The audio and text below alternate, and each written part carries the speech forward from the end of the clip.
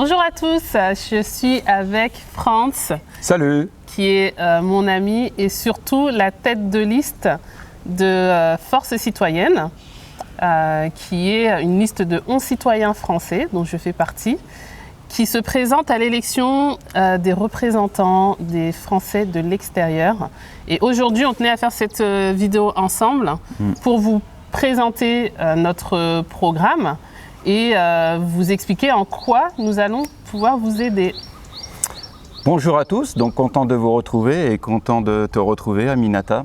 Donc voilà, sacré challenge, une bonne aventure qui s'est enclenchée depuis un certain temps. On arrive maintenant au stade final, c'est-à-dire les élections. Nous sommes motivés, nous sommes déterminés à aller jusqu'au bout et surtout à gagner. Donc voilà un petit peu le programme. Je te laisse un petit peu en parler ou on va en parler au fur et à mesure. Une petite précision, je garde les lunettes, non pas pour la frime, hein, mais c'est parce qu'il y a le soleil et franchement la luminosité. D'ailleurs, je ne sais pas comment tu fais pour sans lunettes de soleil. Je gère. Étant donné qu'on est sur les deux chaînes, oui. On va prendre juste 2 minutes pour se présenter. Absolument. Donc moi, je m'appelle Aminata, j'ai 37 ans. Je vis au Sénégal depuis 1 an et demi, bientôt 2 ans, avec ma fille qui a 9 ans. Alors, on est venu s'installer au Sénégal parce que c'est un pays qu'on aime, pour lequel on a eu un coup de cœur, bien qu'on ne soit pas originaire du Sénégal. Et donc, quand je suis arrivée ici, je t'ai rencontré. Donc très rapidement, tu m'as accueilli, parce que tu connais bien le pays depuis de nombreuses années, et pour me conseiller. Et donc, tu as découvert en même temps le boulot que je faisais. Donc, j'entreprends pour aider la diaspora à investir ici au Sénégal. J'ai aussi un petit business de location de voitures, entre-temps, qui s'est développé. Et quand tu m'as proposé, en fait, d'intégrer la liste, bon, j'ai pas réfléchi longtemps.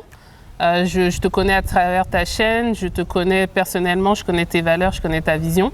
Et je me suis dit, oui, ça peut être encore une autre manière pour moi d'aider les Français à venir s'installer, mais aussi les Français qui sont sur place à accéder à leurs droits, à accéder à l'information, comme tu le dis souvent, tu insistes souvent là-dessus. Et donc, vraiment, je suis très contente de faire partie de cette aventure. Je pense pouvoir apporter ma petite touche en complément. Et c'est juste une belle aventure qui commence. Eh bien écoute, voilà, en tout cas bravo. Et moi alors, donc, je m'appelle Franz de Champin et donc je vais avoir 49 ans au mois de juillet. Les années passent, hein. Mais l'important c'est d'être jeune dans sa tête, hein. C'est surtout ça que je dis. Et donc je suis au Sénégal depuis le 29 octobre 2004. C'est pour vous dire. Précis. Oui, parce que je pense que comme toi, quand on quitte son pays, on part ailleurs. Pour moi, ça a toujours été ça. Partir quelque part, c'est une déchirure. Ça vous marque, ça vous marque au fer rouge. Et je me souviens de mon départ comme si c'était hier. D'ailleurs, je vais vous faire une confidence, mais j'en avais parlé dans ma chaîne. Le soir, quand je prenais l'avion pour partir au Sénégal avec un aller simple, j'en ai pleuré. Je me suis posé, est-ce que je me suis dit, est-ce que je fais pas la plus grosse connerie de ma vie? Tu t'es dit, je suis fou. Oui, c'est ça, ouais. Est-ce que j'ai bien fait de le faire? Et puis en fin de compte, je me suis dit, écoute, advienne que pourra, on le fait, on tente.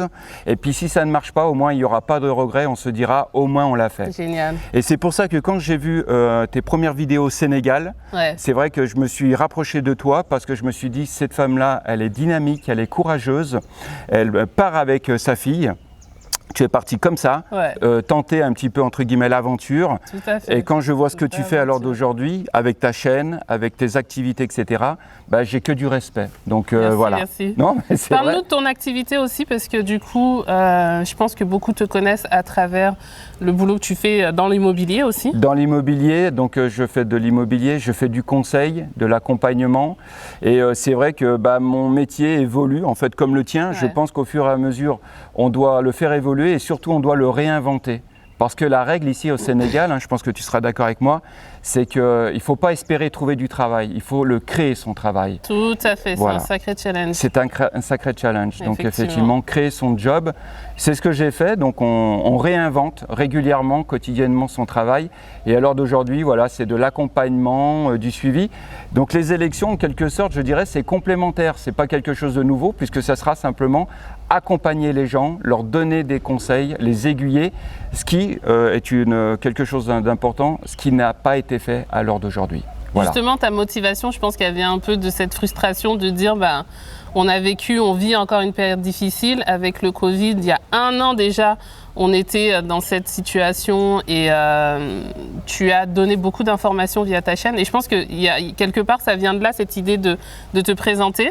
Absolument. En fait, mon militantisme politique, entre guillemets, il est tout récent. Il date de mars 2020. Ouais. C'est-à-dire qu'à l'époque, je voulais faire surtout être îlotier, c'est-à-dire occuper une place, une fonction bénévole au sein du consulat, aiguiller, accompagner les gens. Donc c'est une fonction qui existe et elle existe au Sénégal. Il y a 60 îlotiers, il faut le savoir au Sénégal, 60 îlotiers qui sont gérés par le consulat, mais ils n'ont pas joué leur rôle. Ils n'ont pas été là, ils n'ont pas été présents.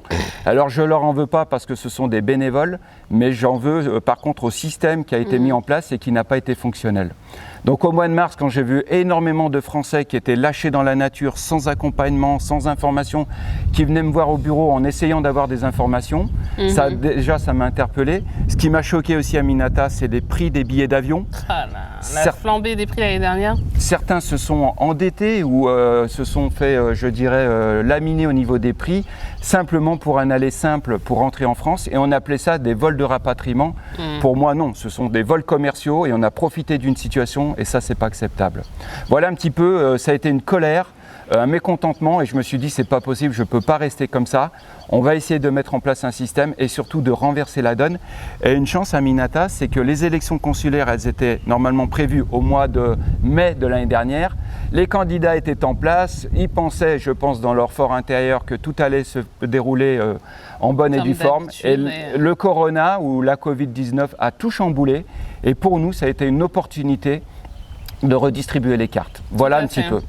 Et du coup, la liste, ce que j'ai aimé, alors en dehors de ta vision et de ce que tu proposais, c'est aussi que tu as vraiment travaillé pour avoir une liste mixte et diversifiée. C'est-à-dire que les profils de notre liste, ils vont changer par rapport aux listes traditionnelles qui présentent toujours un peu les mêmes profils. Et ce qui est important aussi pour toi, c'est que dans ta liste, beaucoup sont très actifs. Ce qui fait qu'on a conscience des difficultés en fait, qu'on peut rencontrer quand on est parent, quand on est travailleur indépendant. C'est vrai que quand on arrive, on n'a pas beaucoup d'informations, on ne sait pas où aller chercher les infos. Donc je pense que ça, c'est important de le mettre en avant aussi. Absolument, tout à fait. Il fallait que la liste reflète la communauté française telle qu'elle est à l'heure d'aujourd'hui. Elle est métissée, elle est mixte, on retrouve des profils aussi divers les uns que les autres. L'image du français expatrié avec un contrat de travail et un salaire mirobolant, ça, je dirais, ce n'est plus d'actualité. À l'heure d'aujourd'hui, nous avons des gens comme moi, comme toi, qui créent leur travail ici, qui vivent parfois dans des conditions assez précaires, qui n'ont pas de couverture maladie, qui ne cotisent pas pour la retraite. C'est une grosse question, effectivement. La couverture maladie, à l'heure d'aujourd'hui, c'est un gros problème. On doit composer avec ça. Et donc, voilà, je voulais une liste qui reflète ça. Il n'y a pas que des retraités. Il y a des retraités qui viennent, effectivement, mais ce n'est pas la majorité. La majorité, je dirais, ce sont des jeunes ou des moins jeunes qui viennent pour essayer de se créer un avenir. Et donc, je voulais une liste comme ça. Et puis, une liste surtout pluriethnique, voilà, de toutes les couleurs, parce que la communauté française à l'heure d'aujourd'hui, elle est métissée, elle est créolisée, et ça c'est important de le refléter. En tout cas, ce pari-là, tu l'as relevé. Écoute, la liste, elle est là, et ça c'est super. Et ça me fait plaisir de t'avoir à mes côtés, voilà. Et c'est vrai que quand je t'ai posé la question, la réponse a été très rapide, très rapide. Tu es revenu vers moi en me disant, moi je suis partante, et ça me parle. C'est clair, surtout que ce qui me parlait beaucoup aussi dans ce que tu m'as expliqué, donc tu vas rentrer un peu plus dans les détails du programme. Moi, j'ai bien aimé ce qui m'a parlé parce que personnellement, j'ai été confrontée à cette problématique, c'est l'histoire de la bourse scolaire. L'éducation, l'école, c'est un gros budget et ça peut freiner en fait, vraiment. Ça peut mettre en difficulté et donc toi, tu souhaites vraiment travailler sur l'accès à la bourse. Tu as parlé aussi d'environnement. Et c'est vrai que moi, c'est quelque chose qui me tient à cœur. Je suis vraiment désolée de voir tous ces déchets dans la nature et tout, parce que ça, c'est une réalité aussi à laquelle on est confronté tous les jours. Et tu as parlé de l'accès à l'information et puis de la notion de proximité aussi, qui est très importante. C'est-à-dire que d'avoir quelqu'un avec qui parler au téléphone, voir avec qui échanger en direct, etc. Donc, est-ce que tu peux nous en dire plus sur le programme? Oui, alors il y a deux mots que j'aime bien, c'est proximité et visibilité. Alors ça vient pas du Saint-Esprit, ça m'est pas venu comme ça. C'est suite à un sondage qui avait été fait il y a quelques mois de ça auprès des Français de l'étranger, et on leur posait un petit peu la question quel pouvait être ce qu'ils espéraient, ou alors les griefs à l'égard qu'ils pouvaient reprocher à l'égard des autorités consulaires. Et ils disaient ce qu'on demande, c'est de la visibilité, de la proximité. Ça, déjà, je pourrais dire que nous essayons d'y répondre. Déjà, nous le faisons à travers nos chaînes, à travers Facebook, à travers la permanence que je peux assurer dans mon bureau, etc. Ça, c'est pas des promesses qu'on va vous dire on va le faire, on le fait déjà. Ouais. Donc la visibilité, la proximité, on l'a déjà et on continuera à le faire si bien entendu vous nous accordez votre confiance. Ensuite, la bourse, effectivement, c'est un gros souci. T'as fait une demande de bourse ? J'ai anticipé bien avant de venir, j'ai fait tout ce qu'on m'a demandé de faire, j'ai préparé mon dossier qui est épais comme ça et tout, et en fait il y a eu différents blocages qui font que pour la première année, je n'ai pas eu la bourse.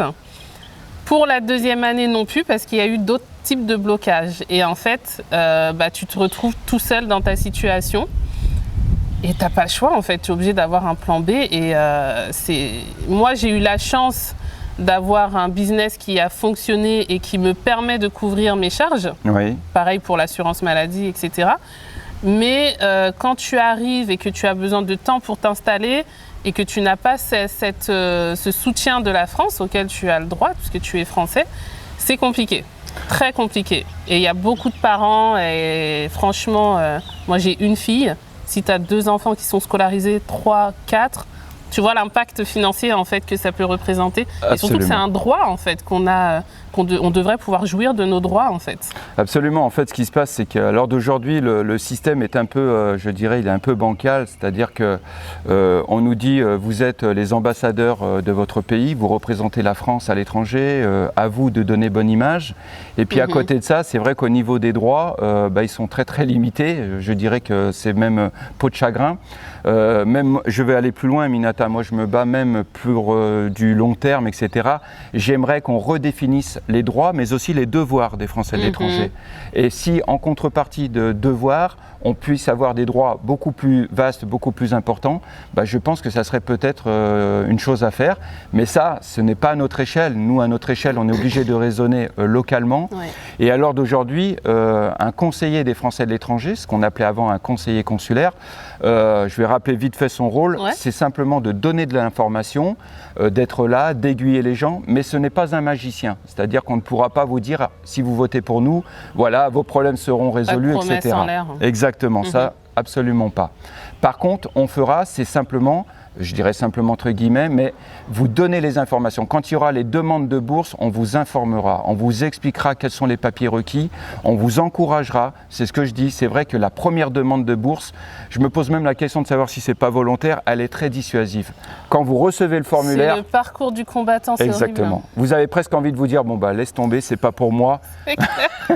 Et pourtant non, il faut le faire. Parce que la première demande, elle est très dissuasive, mais une fois que vous avez obtenu cette première demande de bourse, le renouvellement annuel est beaucoup plus, je dirais, automatique. Okay. C'est ce que je dis aux gens, je dis donc n'abandonnez pas, ne désespérez pas avant même de commencer, mais par contre, voilà, les papiers, etc. Donc ça, on en parlera à travers les chaînes YouTube ou à travers le groupe Facebook ou Facebook. On vous donnera les informations. À l'heure d'aujourd'hui, c'est très opaque. Nos représentants, nos conseillers consulaires qui sont là depuis 7 ans, je le rappelle, et que je vois là, comme par magie, s'animer juste avant les élections, je dirais, ils auraient dû être beaucoup plus présents auprès de la communauté française. Et ça, c'est la reproche que je leur fais. Et d'ailleurs, je les encourage un petit peu à nous expliquer pourquoi ils n'étaient pas là ou pourquoi ils nous ont donné peu d'informations. Mais ça, c'est leur problème. Nous, on est là justement pour vous apporter ce que nous pouvons faire. Et donc, voilà. Donc, la bourse, effectivement, c'est un des premiers combats. Donner plus d'informations et encourager les gens à la solliciter. Tout à fait. Ensuite, ce que nous voulons aussi, c'est en dehors de la visibilité et de la proximité, c'est aussi le dialogue entre le continent africain et la France. Ça, c'est un message aussi qui est important. Tu me diras si tu le Tout ressens, à fait. mais je trouve que la France, à l'heure d'aujourd'hui, surtout auprès de la jeunesse africaine, l'image, ce que la France propose, ça n'intéresse plus les jeunes africains. La perte de confiance, la confiance n'est plus là. La confiance est cassée. Bien sûr. Et ça, je pense que pour nous, c'est quelque chose d'important. Il va falloir, nous, en tant que Français, que nous redéfinissions notre politique avec le continent africain. Il faut aussi, absolument, tout à fait. Il faut pour ça entamer un dialogue franc, sincère avec les jeunes, la jeunesse africaine, mais aussi avec la population en général. Le Sénégal, dernièrement, il y a eu des événements et il y a eu un message qui a été adressé à la France en disant on ne veut plus de ce rapport comme ça, paternaliste, opaque avec la France. Tout à fait. Nous allons relayer ce message-là parce que nous voulons un dialogue basé sur le respect, la transparence, la confiance mutuelle. L'environnement aussi, ça c'est vrai que c'est important. Quand on voit malheureusement les sacs plastiques on retrouve un petit peu de partout. Alors notre politique, ça sera de sensibiliser les gens, la jeunesse, les écoles. Pour ça, il y a des instituteurs sénégalais, je pense à EcoCamp, à la Somone, qui essayent de sensibiliser ces élèves à la préservation de l'environnement, à la culture bio, etc. Donc bien entendu que ça, tout ce qu'on pourra relayer comme message et amplifier le message, nous le ferons. On le fera également. Voilà. Ce qu'on peut dire pour bientôt conclure, c'est qu'on est présent sur les réseaux sociaux, donc on communique aussi pas mal sur ce qu'on souhaite faire à travers nos pages personnelles, à travers les groupes qu'on anime. Donc vraiment, j'invite tout le monde, si besoin, à aller sur ces réseaux sociaux.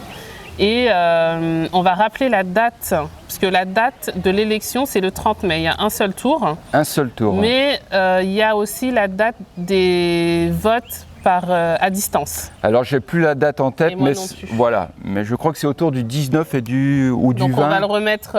On le remettra dans la Absolument. description. Vous avez 3 possibilités de vote, soit par procuration. Alors je ne sais pas si c'est encore. Est-ce que c'est encore d'actualité ou alors il fallait le faire avant, mais donc par procuration. Vote à distance, donc par Internet. Donc dans ce cas-là, la procédure elle a été confirmée. C'est-à-dire que vous recevrez donc un code sur votre téléphone portable et ensuite vous vous connecterez donc par Internet et là vous taperez le code que vous avez reçu sur votre téléphone portable pour valider votre vote. Et ensuite, effectivement, le dimanche 30 mai, où là il y a 3 points de vote, 2 à Dakar et 1 ici à Saly, où les gens pourront voter en réel en mettant un bulletin dans l'urne. Voilà un petit peu les conditions. Donc bien entendu, on vous invite à participer. D'ailleurs, un de nos slogans, c'est celui-ci, c'est « Ne subissez pas, impliquez-vous ». Si vous voulez faire bouger les choses, aidez-nous justement à les faire bouger. Dernière chose aussi importante, Force Citoyenne est ouvert à tout le monde, c'est-à-dire tous les gens de bonne volonté qui veulent faire bouger les choses. Volontairement, il n'y a pas de logo politique. Vous verrez, notre affiche politique, elle est minimaliste, hein, c'est vrai, hein. Il n'y a pas de logo, parce que justement, on ne veut pas se laisser enfermer. Après, chacun, individuellement, nous avons nos convictions politiques ou bien même notre adhésion à un mouvement ou un parti, mais ça ne regarde que nous individuellement. Mais à l'échelle de Force Citoyenne et du mouvement qu'on lance, c'est ouvert à tous les gens qui veulent changer les choses et qui en ont marre de la situation que nous avons vécue jusqu'à présent. Voilà, pour moi, voilà. Merci Franz. Je te laisse le mot de la fin. Non, mais moi, tu sais que je suis vraiment motivée. Je souhaite aider vraiment les Français. Et donc, on continue. On a encore tout le mois de mai pour diffuser le message. Et on se retrouve le 30 mai dans les bureaux de vote, à moins que tu votes à distance. Non, j'irai. On va se déplacer, on est d'accord. Absolument, pour surveiller, pour voir si tout est carré et si bien. C'est clair. Et attention, j'accuse personne. Mais simplement, voilà. Hein. La confiance n'exclut pas. Voilà, exactement. Exact. Donc, à bientôt. À très bientôt et on compte sur vous. À bientôt. Merci.